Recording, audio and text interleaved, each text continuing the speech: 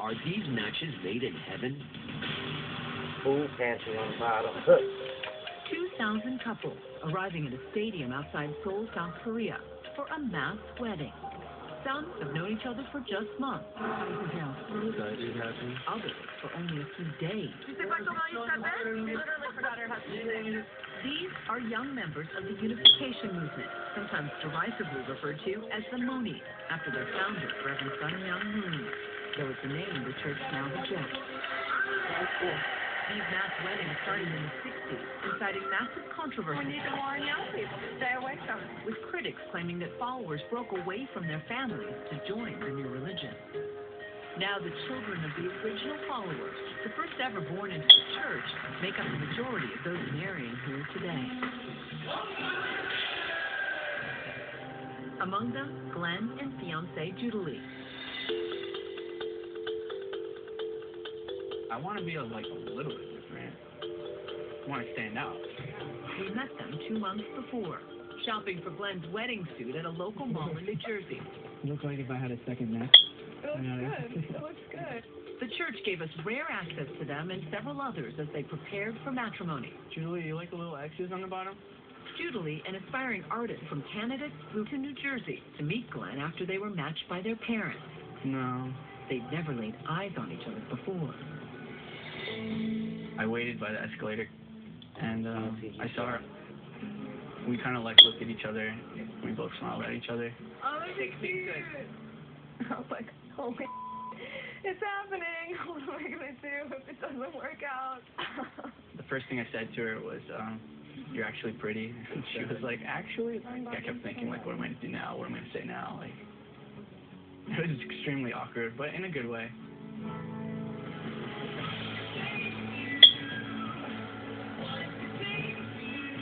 Glenn, who's the lead singer of an indie band, struggled for a while with his parents' faith. What was it like growing up in the Unification Church? It was great, but it also posed a lot of troubles and issues. People call it a cult, so you're very afraid that people are gonna view you negatively. You see other people partying and with girls, and you're kind of like, oh, that looks really fun, the fast life.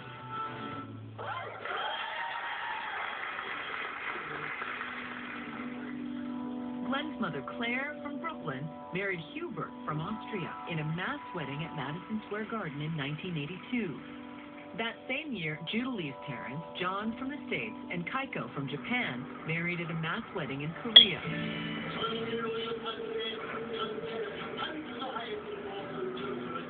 You have pictures of Reverend and Mrs. Moon around the house, as if they're deity. Is that how they're seen in the church? Not as deities, no. But we do believe that Reverend Moon is the Messiah. Moon's central vision to unify the world through multicultural marriages. Glenn's parents chose Judalee for their son from a church database. How do you explain that concept to the outside world? Sometimes I feel a little bit self-conscious, but it's honestly a really beautiful thing. It's nice that they get to be a part of such a big decision in my life. My room's in the basement. Judalee recently moved into Glenn's parents' home. Separate bedrooms are a must, since purity will be encouraged until at least 40 days after the wedding. Do you feel ready? I feel really ready. I mean, I think the most, emotional part about getting ready was, there's a matching process for us, and I think that was, the big decision for me was, am I ready to do this? Because otherwise I wouldn't have gone through with it. Soon, Glenn's mother is traveling with the young couple to Korea. We caught up with them at a massive resort, which has been taken over by unificationist couples marrying in just a few days. Sleeping arrangements are pretty much the same as they were back home. The couples will bunk here separately with same-sex roommates.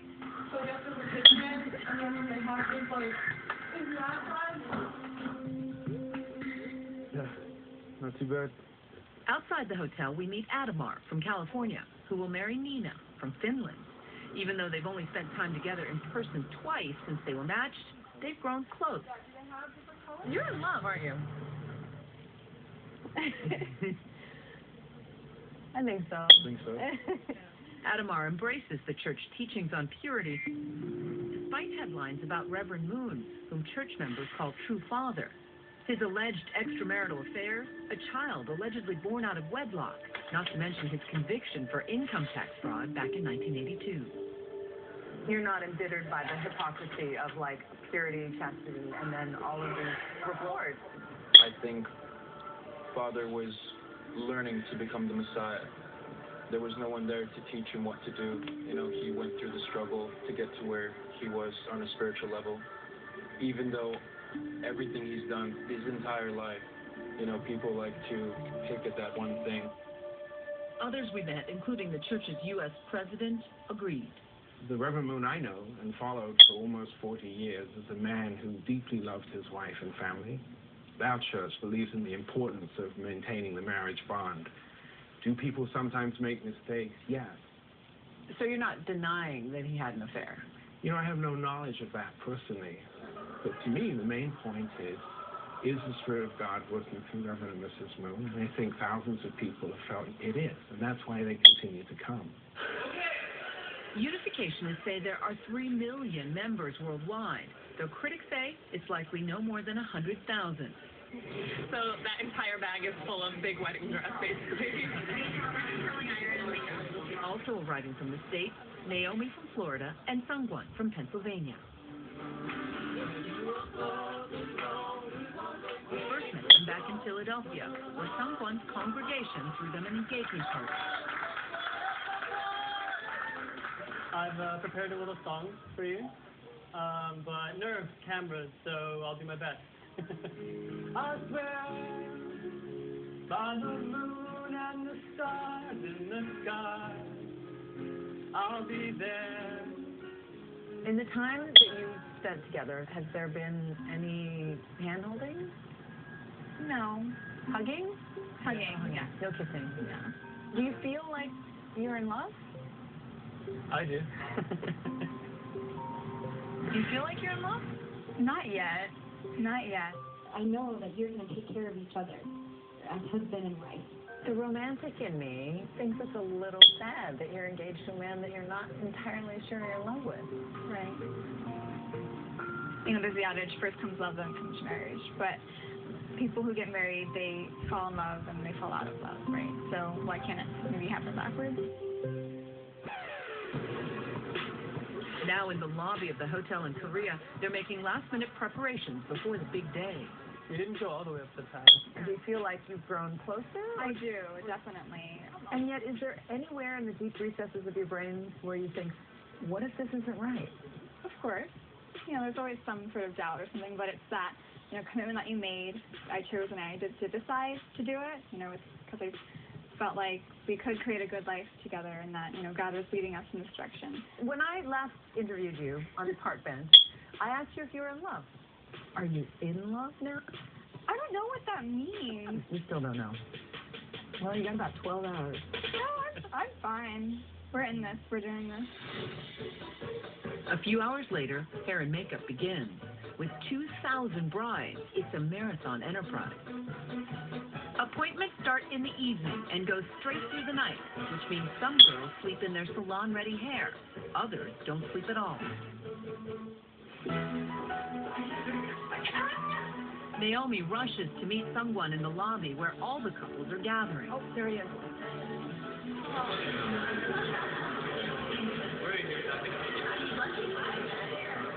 How do you feel? Kind of like surreal because we're all like in a wedding dress. What did you think when you first laid eyes on your bride? We all started clapping. Couples from all over the world line up for the buses. It's like some enormous school field trip in suits and gowns, complete with stag lunches. Some were matched just days ago in a special ceremony with Reverend Moon's widow for the purest, most devout members. When did the matching ceremony happen? One such couple we met hadn't been able to properly communicate since that moment. So where are you from? Cote d'Ivoire. And where are you from? Japan. You can speak Japanese? No. Okay. And how's your French? No French. How long have you known each other? 3 days. You met 3 days ago. You have a lot of faith. Where will you live after you get married?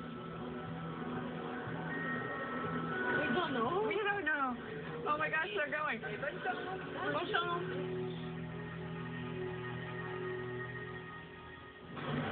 Okay, next up, it's wedding day. We go inside the sacred ceremony, but not before someone gets a taste of the wedding day jitters.